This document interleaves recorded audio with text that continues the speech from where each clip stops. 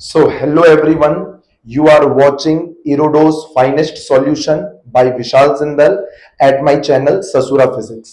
चलो बाबू एक बार इस सवाल को अच्छे से देख लो। सो हेलो प्यारे बच्चों, आई होप तुम लोग एक बार इस सवाल को पढ़ चुका है बाबू। रे ऑप्टिक्स का एक बहुत ही सुंदर सवाल है। चलो सॉल्व करते हैं। सवाल में क्या बोला है बाबू?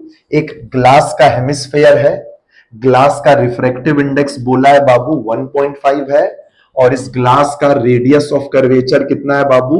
6 सेंटीमीटर है। ठीक है ना?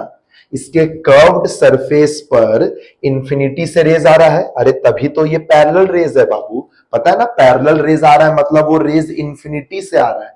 कहने का मतलब ऑब्जेक्ट कहां पर है? इंफिनिटी पर है।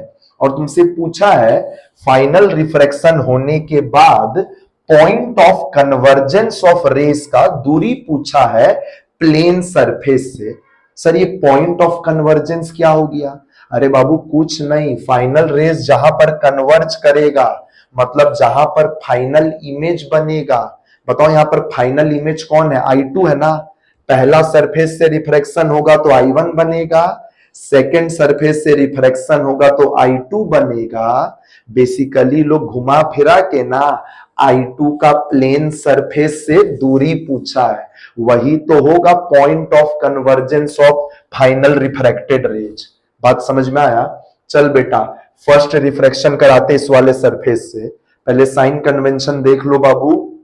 ये वाला पॉइंट 0,0 होगा, ठीक है ना, और रेज ऐसे आ रहा है तो direction of rays is taken as positive x direction, मतलब आगे वाला ओरिजिन के आगे पॉजिटिव एक्स और ओरिजिन के पीछे क्या हो गया? Negative x. चल बेटा फर्स्ट रिफ्रैक्शन कराते हैं। दिख रहा ना, लाइट हवा से ग्लास में जा रहा है तो हवा का रिफ्रैक्टिव इंडेक्स N1, ग्लास का रिफ्रैक्टिव इंडेक्स N2 पुट करना है। चलो N2 by v minus N1 by u का वैल्यू कितना पुट करेगा? ऑब्जेक्ट इंफिनिटी पर है ना, minus infinity equal to N2 minus N1 by, बताओ R का वैल्यू क्या पुट करे? +6 की -6। बेटा इस वाले सरफेस का सर्कल कंप्लीट करके देखो ना, इसका सेंटर पॉजिटिव एक्स पर ना है तो बेटा R का वैल्यू क्या पुट होगा? +6। एक लाइन सॉल्व करके देख ले बेटा, इमेज I1 का दूरी आ रहा है 18 सेंटीमीटर। सुनना, ओरिजिन से कितना सेंटीमीटर आगे? +18 मतलब 18 सेंटीमीटर आगे। सोच के देखो, ये 6 सेंटीमीटर है हेमिस्फेयर का रेडियस, यहां से 18 का मतलब ये 6, तो यहां से कितना हो गया? 12 सेंटीमीटर आगे ना हो गया? तो बेटा इमेज I1 कहां बनना चाहता है? यहां से 12 सेंटीमीटर, ओरिजिन से ना 18, तो यहां से तो 12 सेंटीमीटर आगे इमेज I1 बनना चाहता है।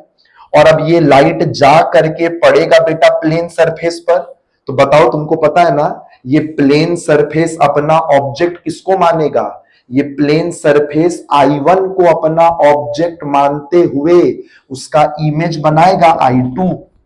सब पता है ना?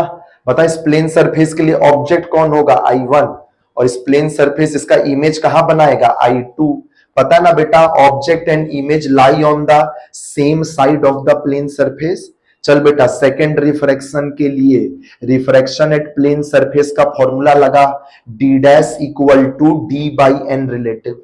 सब याद है ना? d डैश होता है इमेज का सरफेस से दूरी, d होता है ऑब्जेक्ट का सरफेस से दूरी, n रिलेटिव होता है ni बाई nr।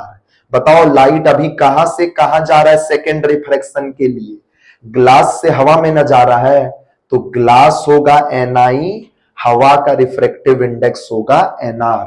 चलो पुट करो, d dash equal to d यानी कि ऑब्जेक्ट का सरफेस से दूरी प्लेन सरफेस से 12 सेंटीमीटर ना है, बाई n रिलेटिव। एक लाइन सॉल्व करके देख लो बेटा, d डैश का आंसर आएगा 8 सेंटीमीटर, यानी कि इमेज I2 कहां बनेगा?